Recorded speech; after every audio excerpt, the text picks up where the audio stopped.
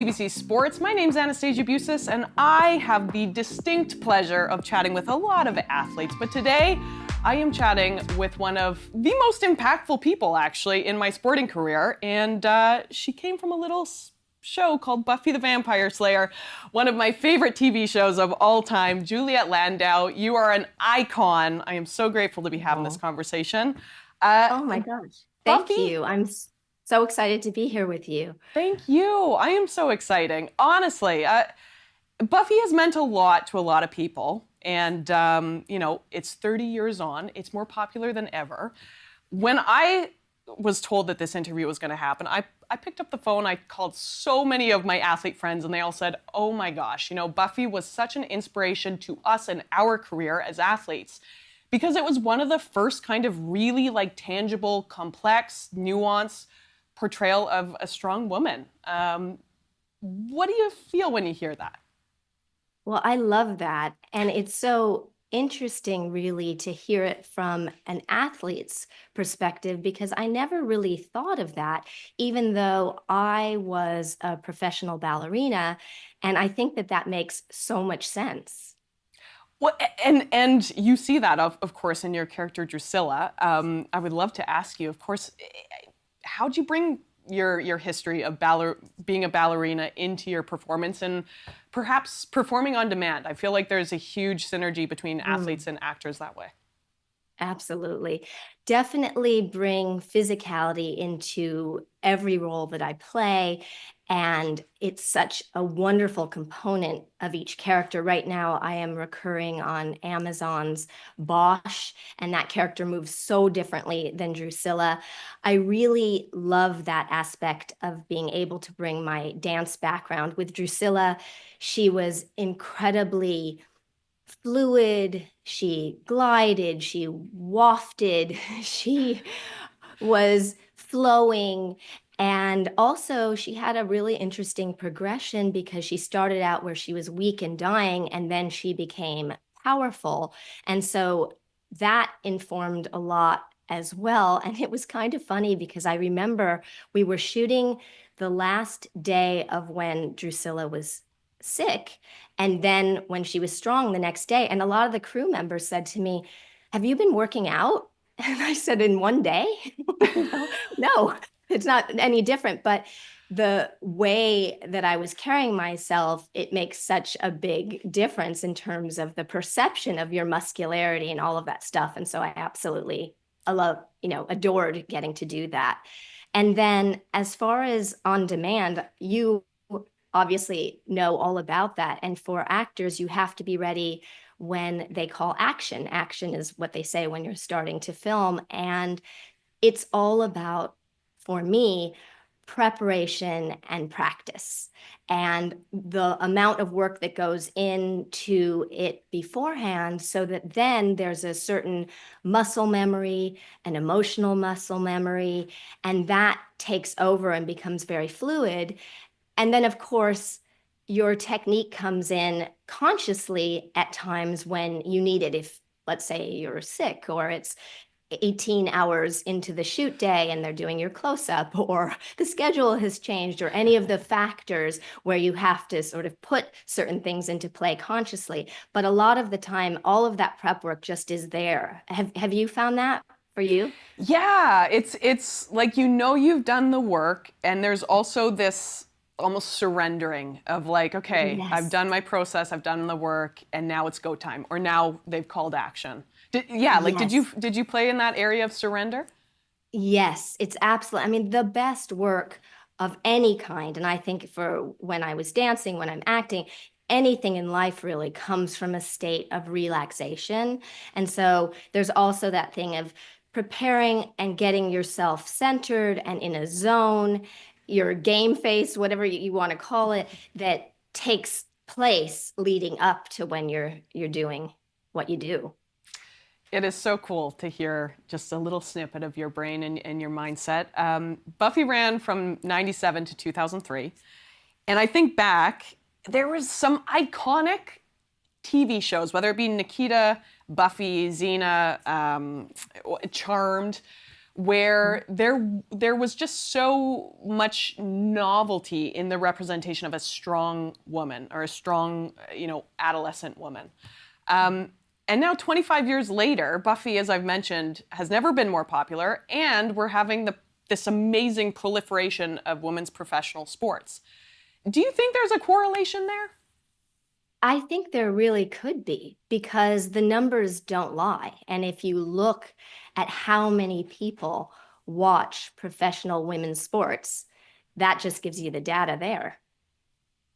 I love that. I'm good. That's gonna be my voice note. Like my voice.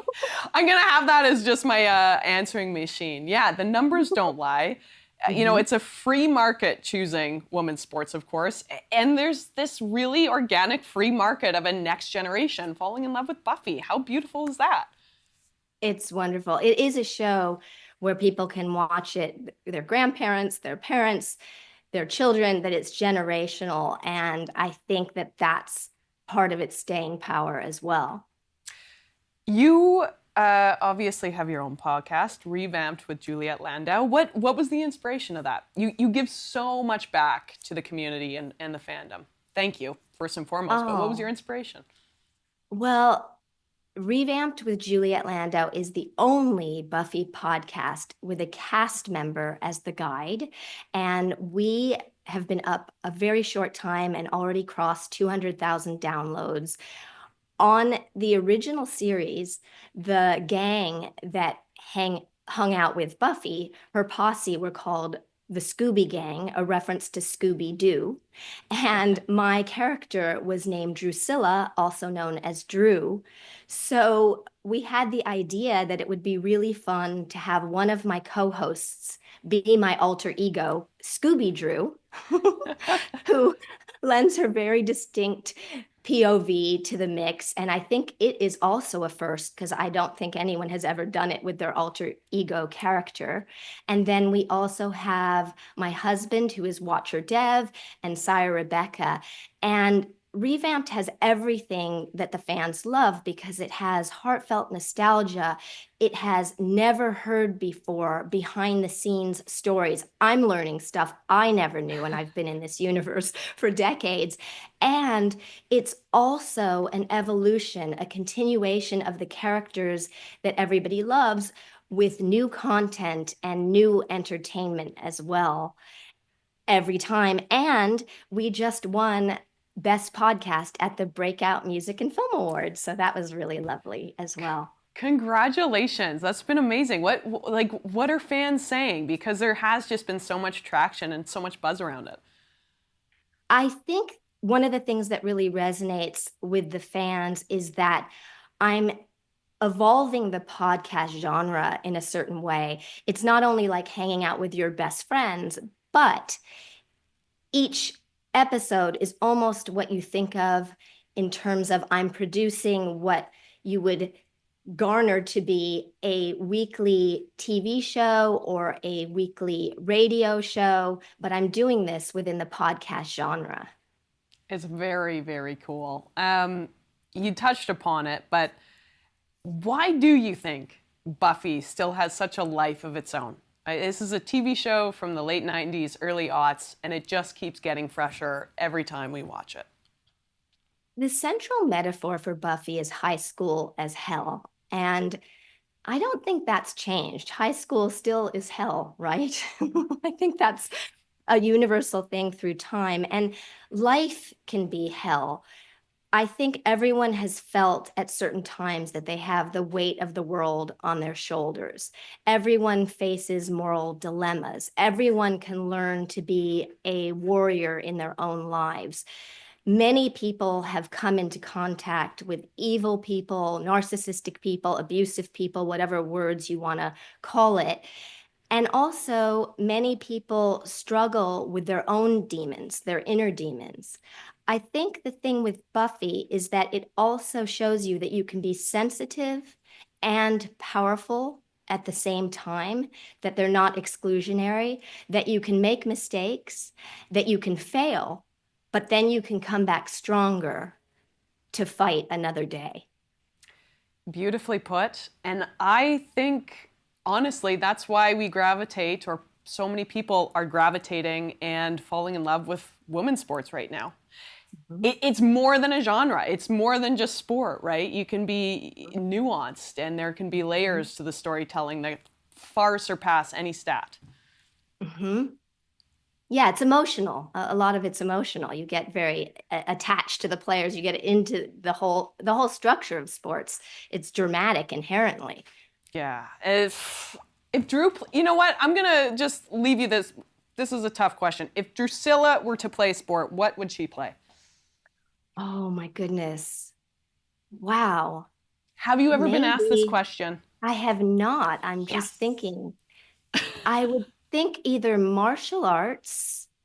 I would think I'm not tall enough, but basketball, because maybe she's got, some elevation and fluidity there, and or gymnastics, although I'm maybe too tall for that one. So Well, maybe martial arts would have to be it. that's an amazing, amazing answer, and there are a number of martial arts in the Olympics. So who knows? Maybe vampires will make make their debut at the Olympic Games.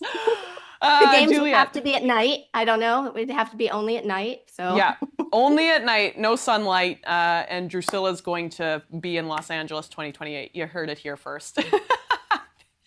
Thank you so much for your time. I appreciate you so much. And yeah, thanks for everything you've done and for all of the people you have inspired inside and outside of sport. But I certainly know that you've played a really significant role in a bunch of Canadian Olympians. And oh my my phone's gosh. going to be blowing up after this.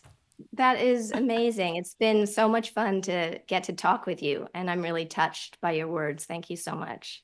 Thank you. Thanks.